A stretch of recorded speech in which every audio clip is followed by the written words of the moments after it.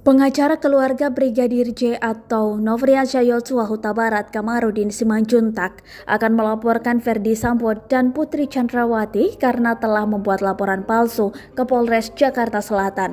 Pelecehan seksual itu tidak ada, hanya karang-karangan Ferdy Sambo. Jadi wajar kalau kasusnya di-stop, kata Kamarudin melalui sambungan telepon Senin 15 Agustus 2022 dilansir dari Kompas.com. Atas laporan Ferdy Sambo dan Putri Chandrawati ke Polres Jakarta Selatan, Kamarudin akan membuat laporan balik tentang laporan palsu.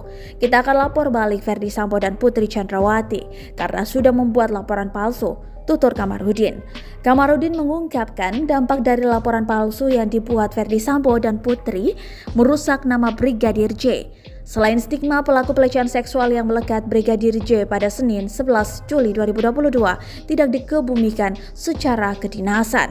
Barulah 3 pekan ke depan usai otopsi ulang yakni Rabu 27 Juli 2022, jenazah Brigadir J dimakamkan kembali secara kedinasan dengan hormat. Laporan palsu bisa dipidana. Kitab Undang-Undang Hukum Pidana atau KUHP turut mengatur ancaman terhadap pihak-pihak yang membuat laporan tindak pidana palsu. Hal itu diatur dalam pasal 220 KUHP.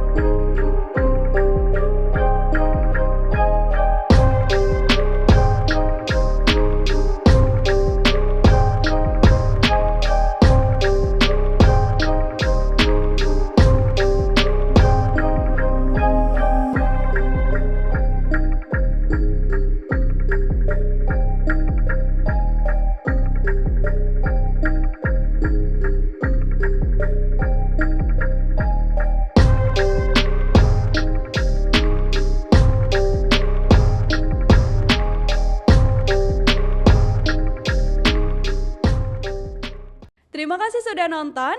Jangan lupa like, subscribe, dan share ya.